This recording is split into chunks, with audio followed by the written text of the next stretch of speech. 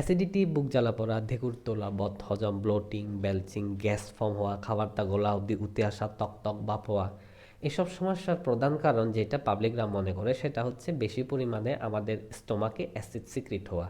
Actual কারণটা হচ্ছে তার উল্টো, সেটা হচ্ছে অ্যাসিড পরিমাণ মতো সিক্রিট হতে পারে না, খুব কম পরিমাণে সিক্রিট হয় বলে এইসব সমস্যাগুলো আমাদের পেটে দেখা দেয়। আর এদিকে পাবলিকরা মনে করে অ্যাসিড বেশি ফর্ম হওয়ার কারণে এসব সমস্যা দেখা দিচ্ছে, যার কারণে ফার্মাসিতে গিয়ে একটা ইনো বা অ্যান্টাসিড কিনে খেয়ে নেয়, যেটা নাকি আরও মারাত্মক ক্ষতি করে ডাইজেশনের জন্য। আজকের ভিডিওতে বলতে যাচ্ছি আমাদের স্টোমাকে কেন কম পরিমাণে অ্যাসিড সিক্রিট হয়, কম পরিমাণে অ্যাসিড সিক্রিট হলে আমাদের কি করা উচিত, কেন ইনো বা অ্যান্টাসিড খাওয়া উচিত নয়, এবং কি এই সমস্যাগুলোর সমাধান কি। তাহলে শুরু করা যাক।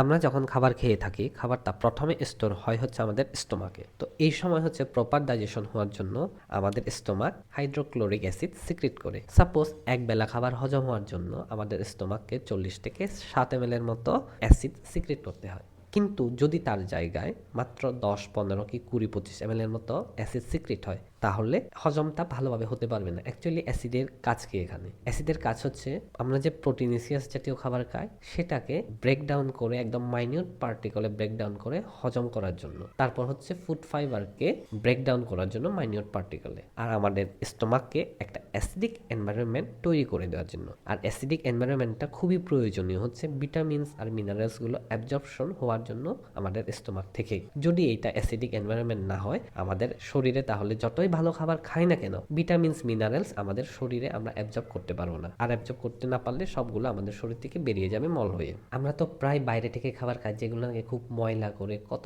জার্ম থাকে, কিন্তু আমরা ওইসব খাবার খেয়েও প্রতিনিয়ত কিন্তু অসুস্থতায় ভুগি না। কারণ হচ্ছে আমাদের স্টোমাকে যে অ্যাসিডটা আছে, অ্যাসিডটা ওই জার্মগুলোকে মেরে ফেলে দেয়। কিছু কিছু ব্যাকটেরিয়া যেগুলো স্ট্রং ব্যাকটেরিয়া আছে, হেলিকোব্যাক্টার পাইলোরি, এগুলোকে মেরে ফেলতে পারে না শুধু। তার জন্য পরিমাণ মতো অ্যাসিড সিক্রিট হওয়া খুবই প্রয়োজন।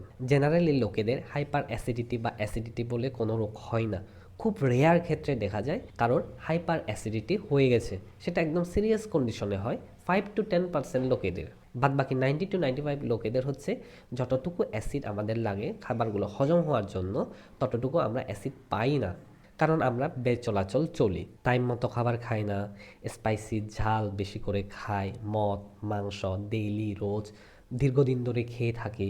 প্লাস যারা দীর্ঘদিন ধরে অ্যান্টাসিড খাচ্ছে, ইনো খাচ্ছে, প্রোটন পাম্প ইনহিবিটর খাচ্ছে, নানা জাতীয় স্টেরয়েড টাইপের মানে মেডিসিন নিচ্ছে, এগুলোর কারণেও হাইড্রোক্লোরিক অ্যাসিডটা পরিমাণ মতো সিক্রেট হতে পারে না। আরেকটা প্রধান কারণ হচ্ছে হেলিকোব্যাক্টার পাইলোরি নামে একটা ব্যাকটেরিয়া আছে, তার কারণেও হাইড্রোক্লোরিক অ্যাসিডটা নিয়ন্ত্রণে থাকে না। আর যারা ক্রনিক ডিপ্রেশনে, স্ট্রেসে ভুগছে, অ্যাংজাইটি, তাদের ক্ষেত্রেও এসবগুলো দেখা দেয়। এবার বলি কম অ্যাসিড সিক্রেট হওয়ার কারণে কিভাবে আমাদের বুকে জ্বালা পোড়া হচ্ছে, ঢেকুর তুলছে, ব্লোটিং বেলচিং হচ্ছে, গ্যাস হচ্ছে, ফুড ইনফেকশন হচ্ছে। কারণটা হচ্ছে আমরা যখন বেশি পরিমাণে খাবার খাই, বেশি পরিমাণে না খেলেও মোটামুটি মিডিয়াম থেকে একটু হাইয়ের দিকে খেলেও সেটাকে হজম করার জন্য যদি পরিমাণ মতো অ্যাসিডটা না পায়, তখন বেশিক্ষণ ধরে আমাদের পাকস্থলীতে খাবারটা পড়ে থাকে, এখান থেকে মানে ইন্টেস্টাইনের দিকে খুব স্লো করে যায়, যেহেতু হজমটা ভালোভাবে হতে পারছে না, ফার্মেন্টেশন প্রসেসটা স্টার্ট হয় আর তার সাথে গ্যাস ফর্ম হয়। আর গ্যাস যখন ফর্ম হবে তখন এখানে একটা প্রেশার ক্রিয়েট করে। প্রেশার ক্রিয়েট করার পর খাবারটা উপরের দিকে উঠে আসার চেষ্টা করে,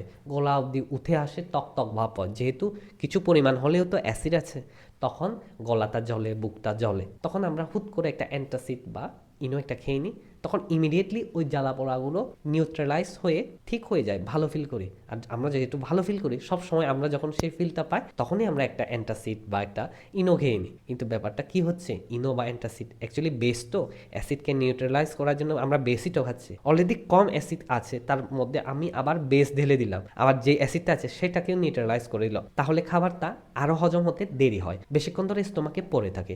যদিও আমরা সেই সময় 5, 10 কি 20, 25 মিনিটের জন্য ভালো ফিল করি অ্যান্টাসিড বা ইনো খেয়ে, কিন্তু 1 ঘন্টা 2 ঘন্টা পরে কি হয়, আরও বেশি করে আমাদের গ্যাস ফর্ম হয়, পেটটা একদম ফুলো থাকে, ব্লোটিং বেলচিং হয়, খাবারটা উপরে উঠে আসার চেষ্টা করে, একদম অস্বাস্থ্যকর ফিল হয়, মাথা টন করে, স্ট্রেসে ভুগে, অ্যাংজাইটিতে ভুগে। আর এই সমস্যাটা যদি দীর্ঘ বছর ধরে চলতে থাকে, অনেকের তো মেন্টালি উইক হয়ে যায়, যেন মনে হয় মরে যাবো, আমি যেন আর বেশি দিন বাঁচবো না, এরকম একটা ফিল হয়ে থাকে।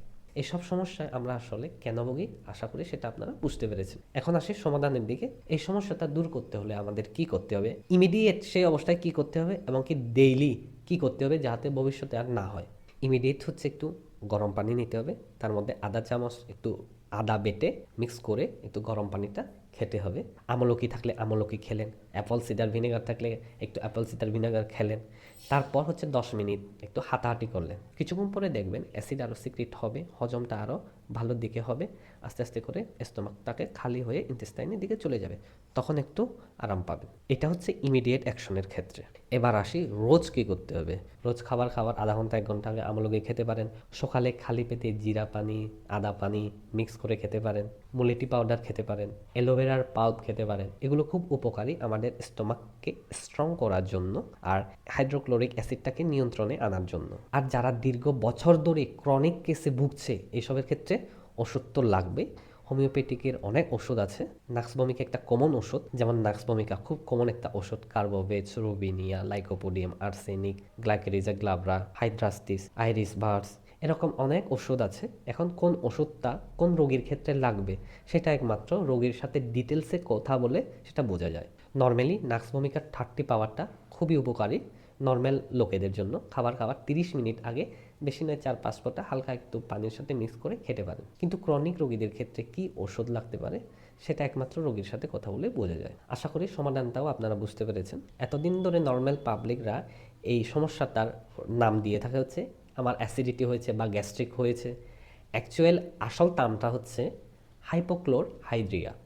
আশা করি আপনাদের মিসকনসেপশনটা দূর হয়ে গেছে।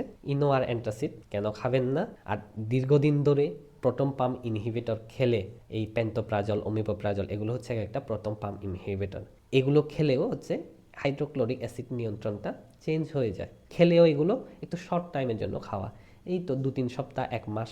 এই বছরের পর বছর, মাসের পর মাস, দীর্ঘ বছর ধরে খাওয়া একদমই উচিত নয়।